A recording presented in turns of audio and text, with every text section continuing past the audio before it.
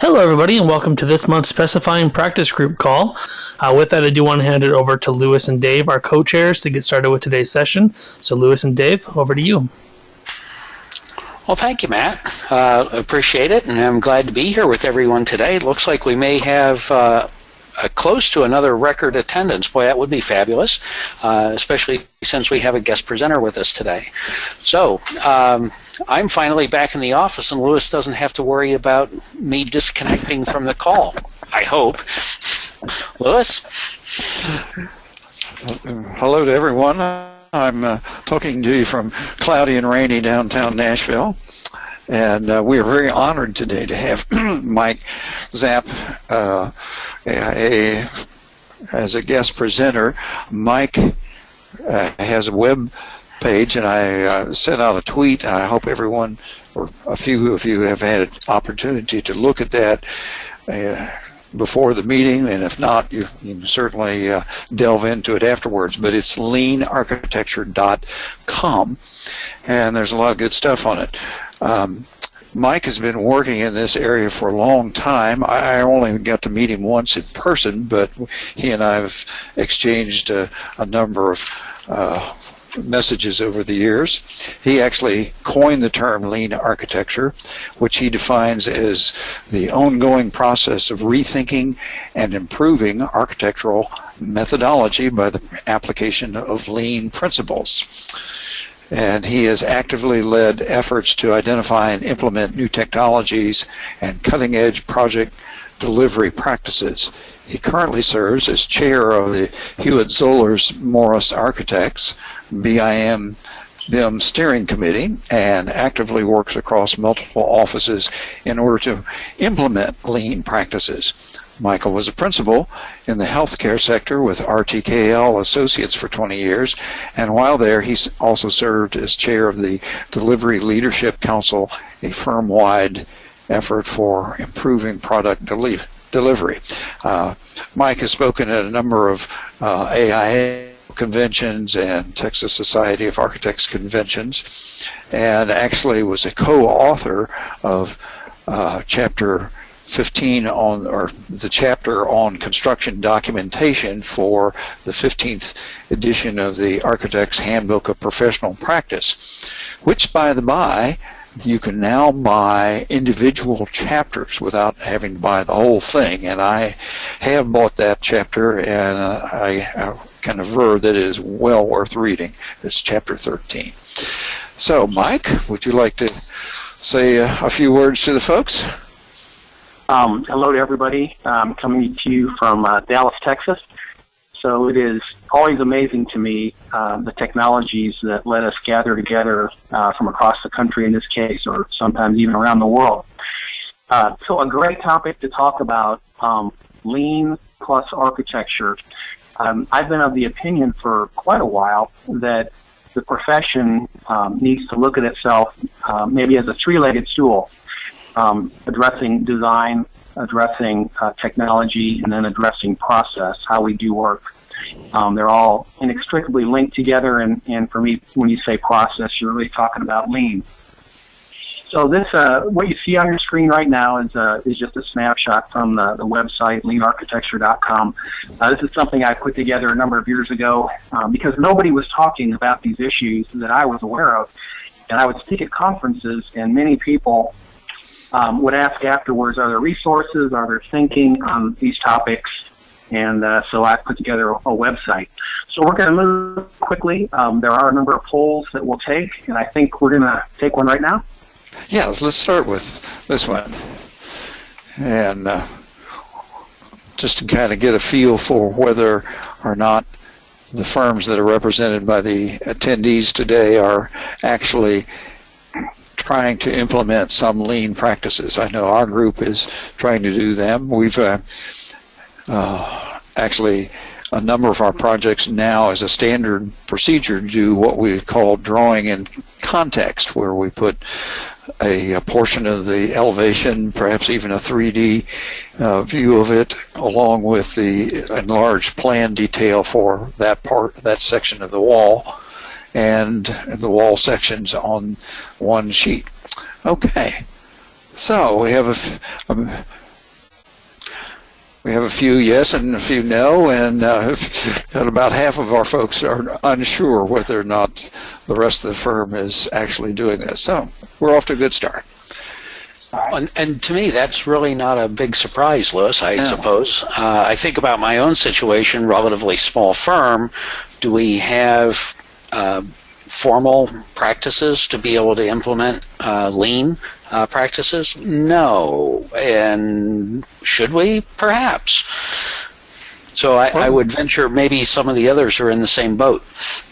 Well, maybe we'll get some good ideas here from Mike. So let's tell us about process improvement and the goals. Right. Today we'll head into process improvement. What is it? We'll distill 3 goals for architects and applies to engineers as well. I'll talk about lean architecture and we'll share some applications to the management side and the documentation side. Before that, just some observations. These aren't definitions, but these are my observations of what is quality. My observation is quality is dependent on each preceding action. It's preventing mistakes from happening instead of looking for them later, which is a waste of time in my opinion. Quality is planned into, it's built in, you design it into the way you work. Some great definitions of productivity by other people. What is real productivity? It's avoidance of unnecessary work, more work in less time, and better work with less effort. Do you mean, for those of us, Mike, that some of our folks, especially the folks out in the drafting studio, bless their hearts, actually draw more than they need to draw? They draw details. I've seen that happen a few times. The contractor never looks at and never consults and doesn't really advance the project? I would go so far as to suggest that it's in the DNA of many architects that our job is to draw, and the more the better. I've been coming at it from the opposite standpoint. So briefly, as we get into this, let's talk about billable work. Everyone would probably agree, and certainly the principals in the firms would agree, that it's very important to be billable. And I have some examples of acceptable efforts and acceptable work in your office and mine today. It is billable to make the same mistakes, to over-document, re-research building systems, reinvent firm standards, redesign, redraw, re-specify. The normal 2 steps backward, 1 step, or 2 steps forward, 1 step backward is endemic in our offices today, and it's perfectly acceptable as long as you're billable. And Mike, are you familiar with Fred Stitt of the San Francisco Institute of Architecture? No. We had him. He has been talking about streamlined drawings and simplifying procedures for decades, and has written a couple of books that I have. And he says that in his research, he claims that over 50% of all the time spent on any given drawing is actually redrawing. Yeah. Of course, BIM solves that, right? Of course it does, and now all we need to do is everybody to recapture that 50% of the drawing time and spend it on specifications to produce them accurately, and make the whole document set better. And here's an example of how this principle can apply to the art and the science of specifications. These are some paragraphs that I took straight out of a certain standard published set of specifications that, bless their hearts, we will allow them to go nameless. But in one part of, actually the numbers are misleading on the articles because this is all from part 3 in one spec section, and the question is just how many times do we have to tell somebody to comply with the manufacturer instructions or recommendations? And that's why the title of this piece is say it once, say it right, the famous CSI dictum that was invented I don't know how many decades ago, but is actually a lean procedure if you stop and think about it.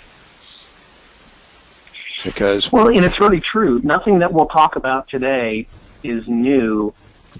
Maybe we just want to look at it differently and present it differently. Taylor Coley, one of our audience, says that as a former drafter, he agrees with the 50% redraw comment. And we're going to talk about some ways to plan work to try to avoid as much of that. As a certain level is always inevitable. Owners are going to change their minds. There's going to be value analysis, one thing and another. But if we could get that down from 60% to 30%, we'd all be not only money but ahead, but we'd have a lot less grief in our lives and more time to spend on important things. If you take a small firm of 25 people, and we would say on average the firm needs to make $90 an hour for each employee for a whole year, that'll cover everything. If you make a 5% improvement in how you work, over almost $250,000 of value, if you will, back to the firm. It's equal to about 2,600 hours, 1.25 full-time employees, FTEs.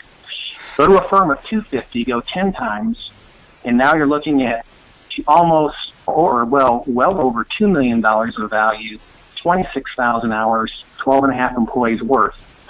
Again, all we're talking about is looking at your work differently and trying to be smart about how you do that. There's 3 schools of thought for process improvement, which we'll go through pretty quickly here, and you can research online if you'd like to.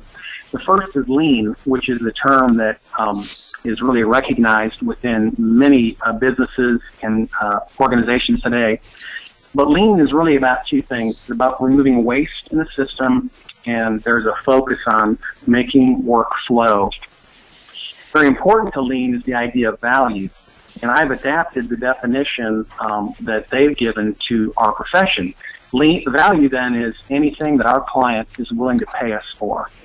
It changes the shape or the form of the process or project. The client cares about it, and we do it right the first time. If we have to do work a second time to get it correct, that's not value, that's waste.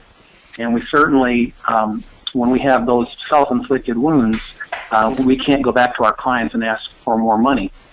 But in essence, we're going to identify what's of value along the way as we do work. All those activities of value, once we identify them, can we make them flow? Can we make it move quickly and easily from one to another? When the word pull, think of just in time, which is something many of us are familiar with, which means that when I need something, I can very quickly and easily get it, and it pulls into the sequence. And ultimately, can we perfect those processes?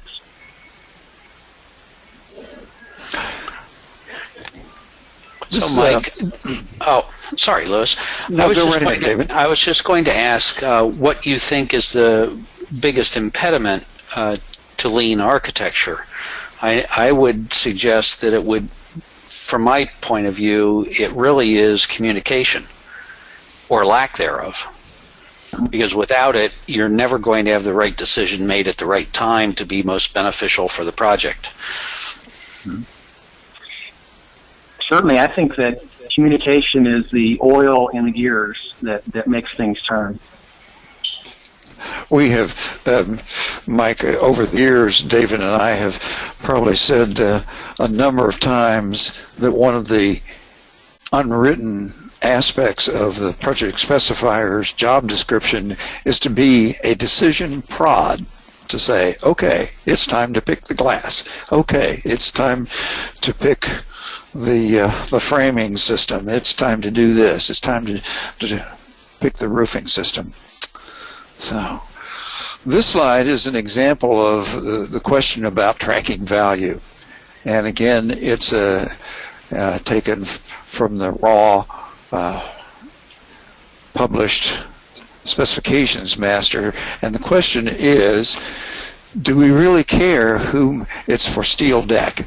And the question is, steel deck is a commodity item. We specify it by reference to the Steel Deck Institute specifications.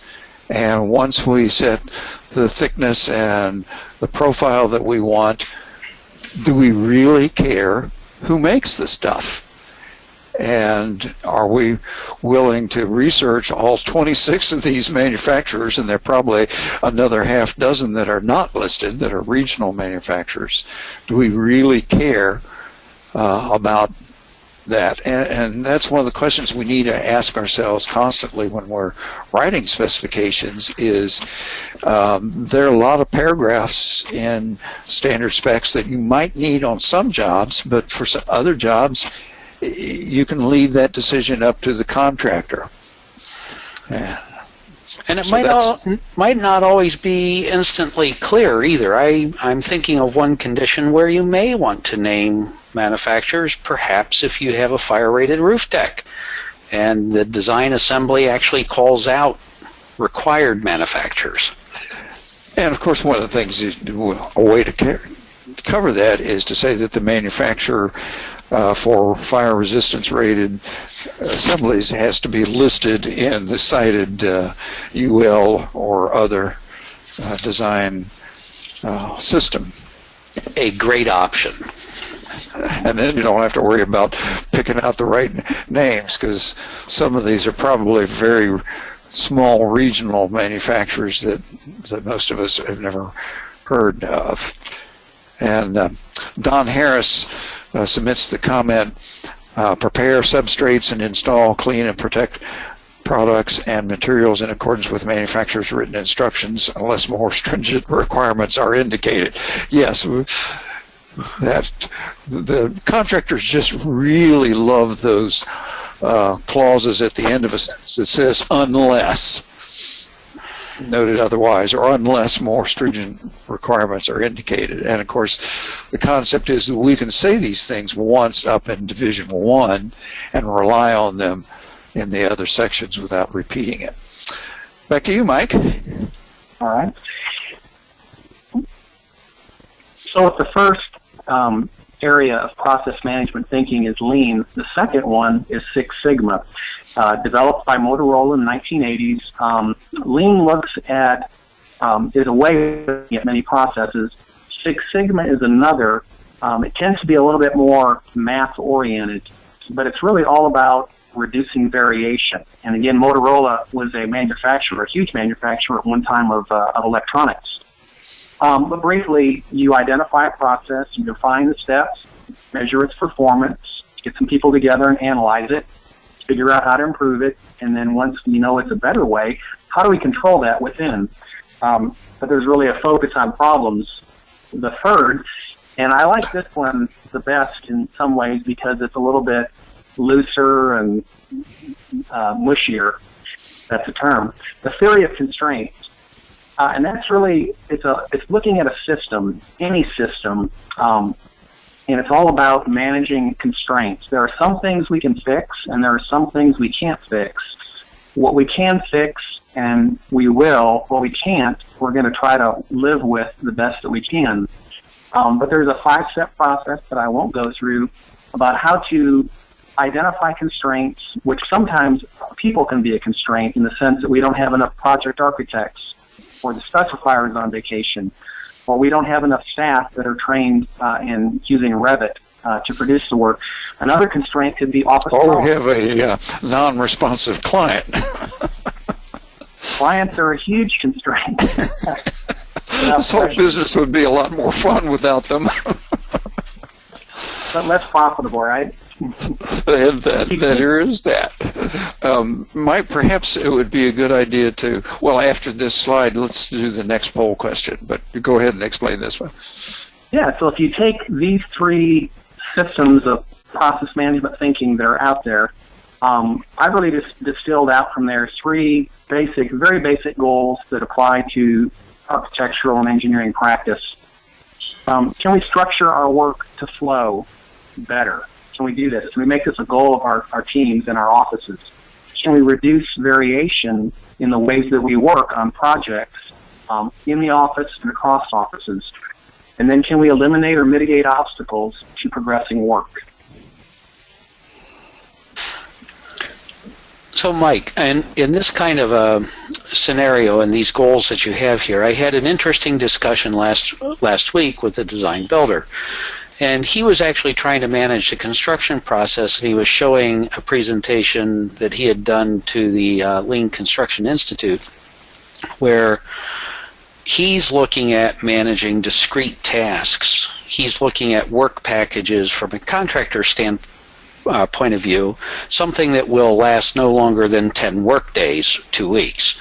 So he can manage it, he can monitor it, he can adjust as he needs to fairly quickly, but he's also looking at managing tasks from a priority standpoint, and he used this relating to design tasks, where he doesn't need every decision right now, but he does need certain critical decisions to be able to keep all of the work flowing. For instance, on the design side, one of the very early decisions you might need is floor-to-floor height, because it affects virtually everything. So if you put that off until the end of DD, everybody is struggling to be able to get anything done because they don't know if they can fit things into the space. So it becomes an exercise in looking at what may be a critical decision as opposed to a peripheral decision that can wait until sometime later.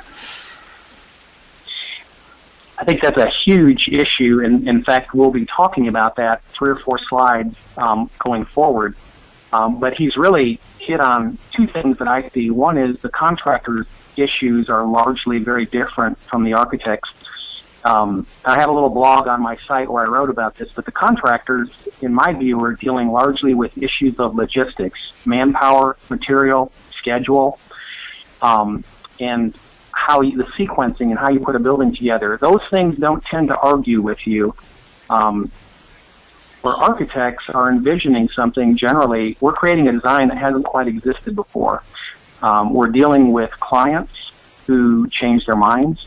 And there's I guess I use the technical terms of mushy and gushy. But sometimes that's what we're dealing with, and we have to manage a lot of subjectivity. And then when we get to the documenting side, to me then, hey, it's time to kick into the logistics and have some systems. But there are some techniques and processes to, I think, better manage those subjective aspects. And you hit on one of them, which is prioritizing things. Because many times you can't answer a lot of those questions while still letting your design remain soft and moldable where it needs to. We had a couple of comments from the floor. Kevin O'Barron says most clients that I've worked with can't think more than 5 minutes ahead, let alone think in a way that allows them to envision their needs in totality at the time that the design is done in the first time. And certainly that's something that in many respects we do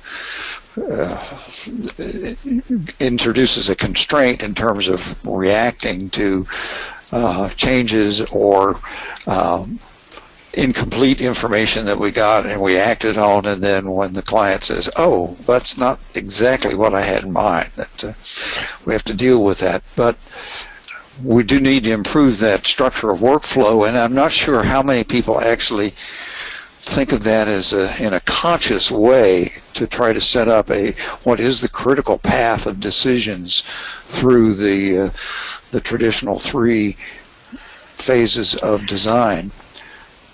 And those phases are getting blurred really quickly. They are indeed. Matt, why don't you put up the next polling question, please? And I would say to Kevin, too, that perhaps this is rather than an impediment or an obstacle, it might be an opportunity if there was a process in place to be able to educate some of these owners about what is really needed and what is considered some form of critical decision that if it's not made in time, the project stops, in effect. Right. And that's all in your managing of constraints. One of the slides Lewis and I reviewed, and we ended up taking it out, but I call it find the chain. And if you remember when the automobiles were first developed, Henry Ford put the assembly line in the Ford factory up in Michigan. And originally it was a rope, and later it became gears or a chain. But the whole idea was that you pulled the car along and the workers assembled it. What I've observed is that every project has a chain that runs through it that regulates the pace or the progress of the job. I did some work in suburban Philadelphia for a large hospital system, and the chain, if you will, that ran through the project was the land development process. Extensive reviews from the zoning department. On another project, the chain that regulated the progress of the project was the owner. He was a developer. Every decision would go through him. And in that case, in both of those cases, we had to look at what the constraints were and not fight against it, but as you're saying, how could we turn that to an advantage? And maybe it is, in the case of the owner who makes the decisions, to give them many choices and do it as quickly and efficiently as we can. Okay, well, the poll is in, and about 3/4 of the firms represented do have some sort of a practice leader or a team that sets up the standards, although it's interesting that there is a fairly sizable group that does not. And I would suspect perhaps that those are from some of the smaller firms that may not have multiple teams working. They're just a handful of people working together who know each other well. Taylor Coley makes the comment that regarding this poll, I'm doing this consulting right now on a design build project, and looking forward enough to better ensure a proper and safe installation. And Kenneth Easton makes the comment, sometimes clients don't have the right people involved in the decision process, and that can certainly happen. Well, let's talk about management. Yeah. Each of the three systems, Lean Thinking, Six Sigma, and the Theory of Constraints, had their original application in manufacturing. We go back about 30, 35 years to the 1980s, for those of us that were around back then, in driving. General Motors, Ford, and Chrysler were the big three. GM was by far the largest automaker in the world, but it was beset by problems. They had ongoing conflict with their unions, and frankly, the cars were unreliable and of low quality at that time. Interestingly, there was a way of developing the car as a process, and it's outlined here. And GM, Ford, and Chrysler pretty much all followed this. They had three groups. They had a group of designers who created the aesthetics and the general specs for the car. They had a product engineering group that would later bring all the specifics and work out how to make the car. And then they had thirdly a manufacturability group. This was a team of individuals who would take the engineered design and figure out how to lay out the factory floor, what type of equipment was needed, the tolerances, and how things would be assembled and in what order. Those three groups worked independently of each other, and they had, in essence, walls between them. And as I'm saying this and talking about this, think about design, the development of the design and constructability. But in essence, what design worked out and handed over to engineering quite often, most often, had issues. And so it was back over the wall to the designers, and there was a back and forth iterative process. Each group had their own manager. When they were done with it and engineering had signed off, it went over to manufacturability, who quite often found that they could not build the car as the engineers had worked out. And so it was back to engineering, back to design. It took General Motors over 5 years to bring a new car to market. Those cars in the 1980s were well known for being of poor quality, average to poor quality, and of low reliability. General Motors alone had over 6,000 separate suppliers. Many of them were strong-armed, and it was a very adversarial relationship.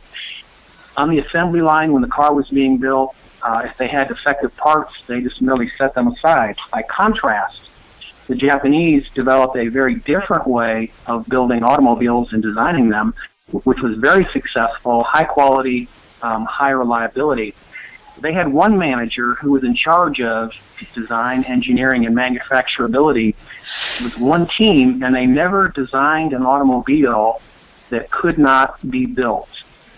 And so they had a huge jump by working this way as compared to American manufacturers or even the Europeans. It took them only 43 months or 19 fewer months to bring a very good car to market. So in essence, it was a concurrent effort, designed to build. Toyota had 337 suppliers, and they were family. Toyota looked out for their suppliers and vice versa. When they found defective parts on the assembly line, they wanted to know why. Very different approach. So to take those and to turn that then into our profession, here's a simple graph, a fairly simple graph showing the process that many of us have grown up on.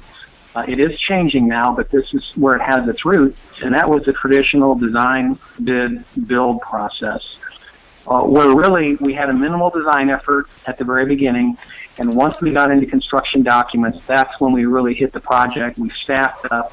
What we all too often found was that there were many design issues, and I'm saying not just aesthetics, but issues of proper adjacencies, codes, and other things that impacted the development of the documents, and there was this iterative back and forth process that happened.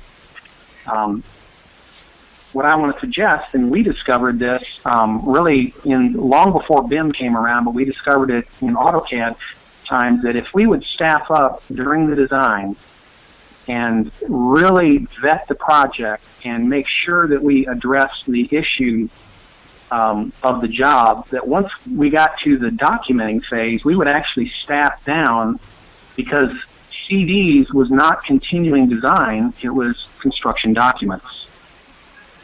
In other words, if you developed how the windows fit into the wall and got all that flashing figured out on one detail, then early in the game, then when it comes to CDs, it's just a matter of documenting variations on a theme that's already been, in effect, proven, and there's confidence that it is constructible and will keep out the wind and the rain. But you fix the first detail, and then the next 30 or 40 that you have to draw to complete the set will all work okay. Yes. And so, go ahead, Mike. I'm sorry. So we talked just a minute ago about the critical path, and just what are some tools that I've seen used successfully to apply ideas of process management. First of all, it's looking at how we manage work. I was inspired by Bill Nigro with the ReadyCheck system. It's a tremendous way of looking at the work.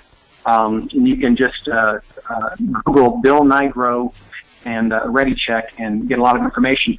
But in essence, he had developed a system which I adopted for my own use. It was kind of phase-driven, but the idea was that at certain phases of the project, we need to be answering certain questions. And so one of them would be, well, when is the right time to have full dimensional control, horizontally or vertically? Many architects would say, well, by the end of CDs. I would suggest that by the end of design development, you should be at complete dimensional control.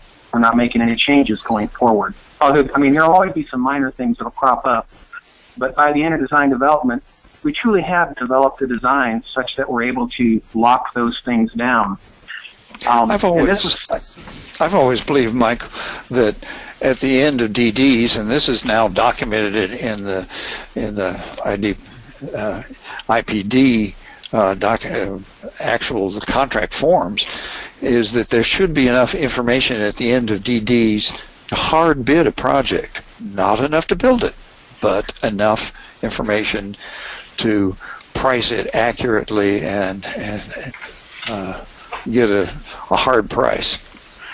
Yeah. Well, Yeah, and it's no coincidence that the three phases that we think of design, there's only two of the three that even mention design in the phase name. Schematic design and design development. That's right. So what are we doing designing during CD? Yes, I agree with you, Mike. It should be documentation. This slide shows a format that I developed almost about 15, almost 20 years ago at my previous firm, and I continue to try to refine it, is to try to understand better what done looks like by defining more precisely what should happen in each phase, because the theory is that if there's a decision I can make in pre-design and I put it off to schematic design, there's a multiplier that it will cost me 5 to 10 times more to do it. And if there's a decision I can do in schematics and put it off to design development, another multiplier. And if it gets put off to CDs, it multiplies yet again. And if that decision gets put off to contract administration with RFIs, we don't even want to go there. So this is a concept, because the definitions of what these phases mean in the Architect's Handbook of Professional Practice or other industry sources are somewhat, I don't want to say vague, but they're incomplete. They're not detailed. They're strategic level rather than tactical. And so what happens is that people disagree on, what constitutes schematic design. But if we go through this process as a firm, depending upon the type of projects that you're working on, because obviously this matrix is going to look a little bit different if you're doing a school than if you're doing high-rise buildings, or if you're doing mostly houses and small commercial projects. That it's an action that you may want to consider doing in your firms, is to sit down and say, well, what do I mean by schematic design? What constitutes a set of SD drawings, and how do they differ? There's a wonderful book by Glenn Wiggins called A Manual of Construction Documentation. It's available. I bought my copy from Amazon, and Mr. Wiggins takes a simple project and shows how the different types of drawings, floor plans, wall sections, CRDs, and so forth, look at different levels, at a conceptual stage, at the schematic stage, at design development, and CD, and really helps clarify your thinking about what done looks like for each of these phases. We've had a couple of comments, Louis, so we should back up and try to pick these up. We had Diane Valentine say that she loves the idea of educating the owner, but how would we approach that, given that clients know everything? Yes, Diane. In the book of Proverbs, it warns that there's more hope for a fool than someone who is wise in his own eyes. Note the gender of that pronoun too, Diane. Yeah. So, and Eric Ledbetter comments that comparing building design to automotive manufacturing is an interesting comparison, because architecture is like starting with a new prototype on every project. Yeah, they are similar, and you've designed a car/building before, but it is still a new design. The comparison just doesn't work for me in that regard unless you are talking about commodity architecture as something that is accomplished on an assembly line. Well, Eric's comment came in very early when Mike started that, and I think what Mike has attempted to show is that what the problem was in manufacturing is the same problem that we have, is that sometimes thinking in silos and developing the design in silos is not very successful. And so that's one of the things about the integrated project delivery system that starts getting the construction team involved very early. The owners have to have more involvement in a typical design. And so by breaking down those silos, those barriers between, then we can come to a better design earlier and make better decisions earlier in the game, and have to do less rethinking and changing late in the project. Is that a fair assessment, Mike? I think so. I've worked for a couple of higher design firms that have, very good reputations. What I see is that every building I've worked on in 34 years has foundation systems, has walls, has doors, has a roof, has windows, has skin systems, and we are able to significantly improve how we look at those, how we document them more simply, and we were able to do that by learning from manufacturers. He is very much correct in that, and it depends client by client, but some clients, definitely in my view, developers, are very different than institutional clients, and we have to learn how the client works, how do they make decisions, and then we have to tailor our approach to them, no question. Okay, so maybe we can move on. We'll come back to some of these other questions if there's still time. Mike? Another technique that I've found to be very successful, and to do it during the schematic design phase, about midway through, is to do what we call a design charrette, or a building systems charrette. And this is a 1 or 2 day meeting where we would have, depending on the client and the project type, we have the owner, the construction manager if they're on the job, all of the consultants, the architect, the owners, facility people.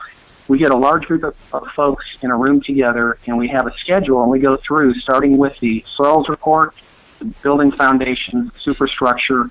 We go through every system in the building during schematics, and we make decisions. And for those things that we can't make a decision on, we're able to narrow it down quite a bit from the many choices that are available. What starts out as a 4 or 5 page agenda becomes a 20 or 30 page report that you can, in essence, pretty much write the project specifications from during schematic design. The whole goal of this is to very early get information on the job from a qualitative standpoint, and not just a quantitative. And so where that finds expression, I have a slide here from a schematic design phase of a job, about a $250 million institutional project. And what we did was, again, our goal was very early on in the project to get information out. So for this project, and actually beginning at the concept phase, we knew that the budget that was established with the construction manager at the concept phase would be the budget that we had to live with for the rest of the job. So I approached the design professionals in our firm, the designers, and said, you have one chance right now at concepts to get money into the job. You can't have great ideas later. You have to have your great ideas right now, and we have to describe that in some way for the contractor to get his arms around that. So we gave full interior finish schedules at concepts. We told them which type of VCT tile we were going to use, because we figured we could project that into the job, and then we would make adjustments as needed later. Here we are looking at schematic design, and this was part of a large document we gave the owner and the contractor along with the traditional drawings. But our goal was to describe the building, and you'll see there's hand sketches, there's Revit drawings, there's three-dimensional renderings from SketchUp that are in here. Where the arrow is pointing, we actually advertise to the owner, the contractor, what we call issues and assumptions. These are the gray areas of the project. These are fuzzy things that we don't have a handle on yet, but they may have dollar or schedule implications. So we're not going to leave them unsaid. We're going to advertise them for everyone to see, because our goal very early on and going forward is to value engineer as the job goes forward. Now, this is the final project should be a design award winner. So it's not whether it's well designed or whether we're talking about Walmart. This is about how you fundamentally approach your work. So really the three goals, structure your work to flow, reduce variation, eliminate or mitigate obstacles to progressing the work. Let's jump into some documentation and then we'll be wrapping this up. Firm I worked at before, 2 projects, 118,000 square foot hospital, 127,000 foot hospital. Both are built in high regulated states. Both instances we had construction managers who had to work with union workforces. One project had 51 sheets of architectural CDs, the other had 158. I worked on the one that had 51 sheets. I sort of consulted with the group that had the 158 sheet set during design development. At that point, they had over 200 sheets of design development drawings, and I talked with the project manager, and I said, you know, there's some ways to do your work differently where you could really cut down on the effort and ultimately have many fewer sheets. And he said, oh, we're not worried about it because we've got a good fee.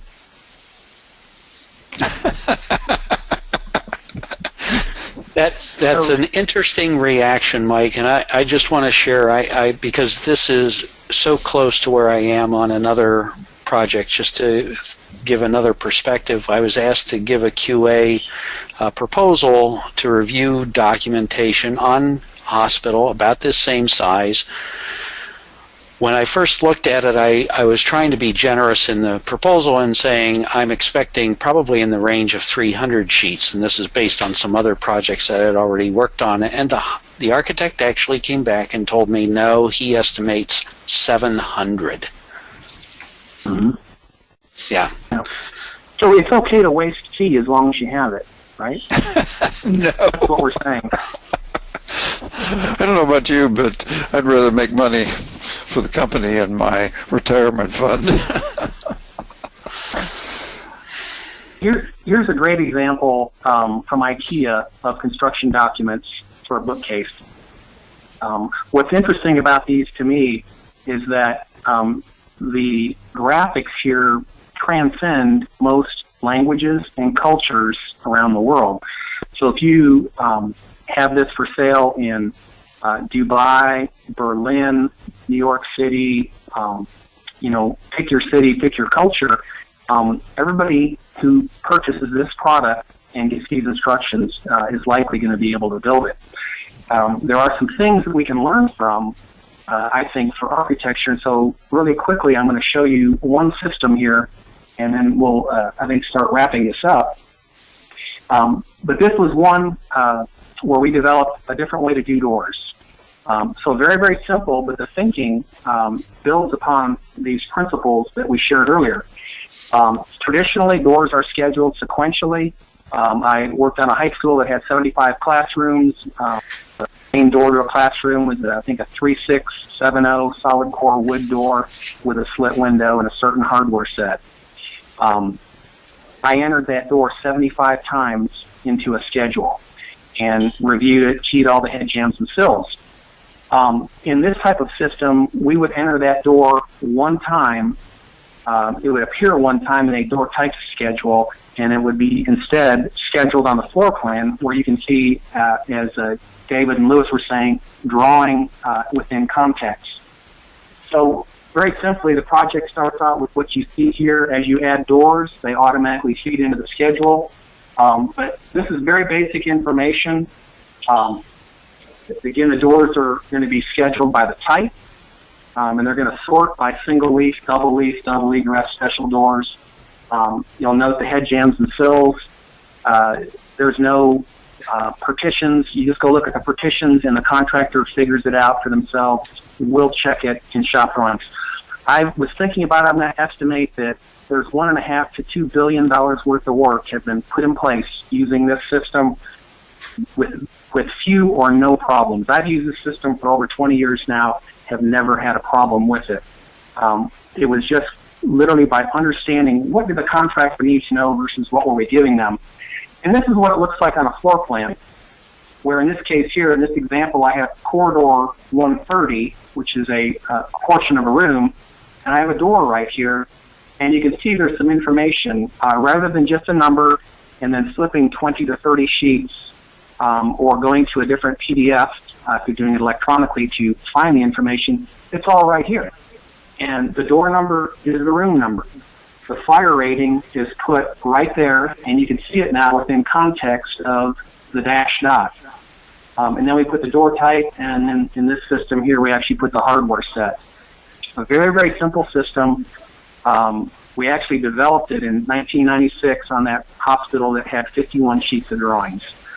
We did that because we were woefully understaffed, undermanned, and in fact, the staff that I had help on the project was a recent graduate who did not even know what a rated partition was when he joined my team. So we had to reinvent completely how we did work. This is one example of many where, again, you can streamline things and you bring the precision where you need it. And then, of course, this makes it very easy to look at a project, look at floor plans, and very quickly QC and see where errors might be. It's also very user-friendly for the guys and gals who actually have to build the stuff. It really is, and it's also all the information is can be extracted in Revit to a more traditional schedule, can be dumped into Excel, whatever you want, and you can actually build a traditional door schedule if you want. But we've had excellent feedback on this over the years from contractors as well as from the architects. So again, to kind of wrap up this section and to kind of head to closing, there's 3 goals, and I want to reiterate those. Can we structure our work to flow, reduce variation in the ways we work, eliminate or mitigate obstacles to progressing the work? 2 points, and then I'll turn it back to Lewis and David. I've worked at firms who are international, and what we did in Dallas, they did differently in Los Angeles, and they did differently in Chicago. My suggestion is that's not acceptable in the 21st century. Design is unique, and for many of us, that's part of the DNA of our firms, and we don't want to adversely affect that. But the way that we put information out and the way that teams work can be streamlined greatly. The last thing I would suggest relates to the third item, and that is that the basic goal of any architectural firm is to progress work. That's the primary goal that we have, is to progress work, to move it along, because that's how we get paid. The key is making sure that we address the issues of design, the constructability, and how things come together, and weave that into that effort. Mike, would you back up to the example with the doors? We had a question from Shane David who says, do you put a legend on each floor plan sheet? No, we have I'll back up one more. This sheet right here drops into every set, and it just comes as part of the Revit template. Previously in AutoCAD, that was part of that template. This is what shows up. Everybody gets it. Now, yes, you could restructure it differently. If I was doing hospitality or residential, I might very well have the door types appear on a sheet where I have my units plans. Okay. Right, but you have the schedule here shown under the door types as to what the meaning of the door tag is. Yeah. And I think Shane's question is perhaps the top half of that, would that appear on each floor plan? Certainly could, if that would be effective. We did have a question from... Go ahead, I'm sorry.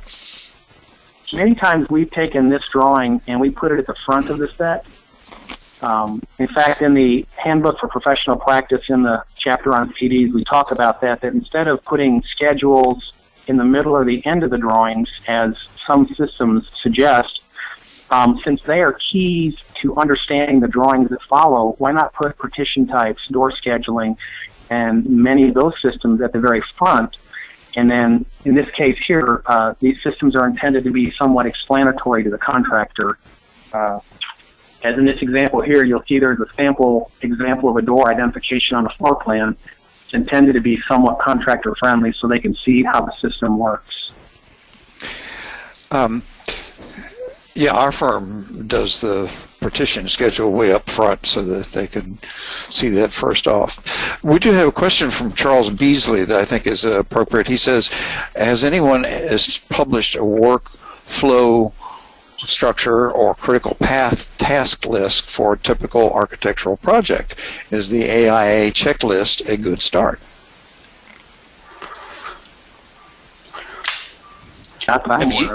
Have you used the AIA checklist? It's enormous.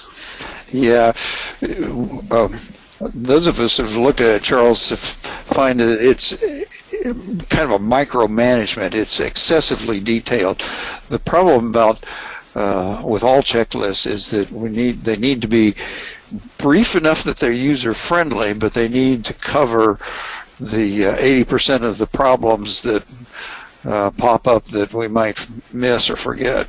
So as I stated earlier, it may be more to your advantage just to get a small group together in your office and go through and try to hammer this out for yourselves and try to think through it, because that's the whole, I think, genius of what Michael is trying to tell us today, is that we need to think through these things for ourselves, adapt these ideas and strategies to our individual firms, and approach it in a more conscious way than just doing it the way we've always done it.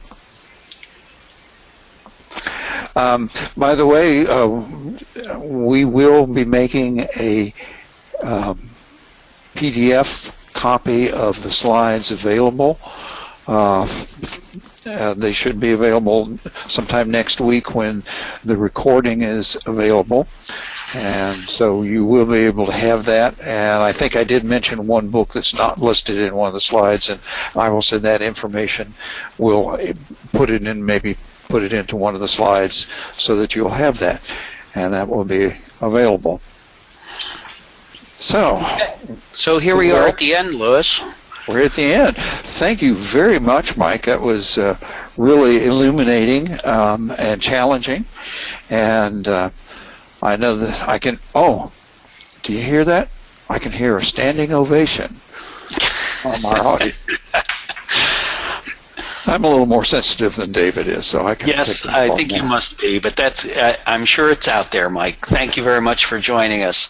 So, Louis, our meeting next month in April is the 7th. On the 7th, yes, and I'm sure David has something really challenging and really exciting for us.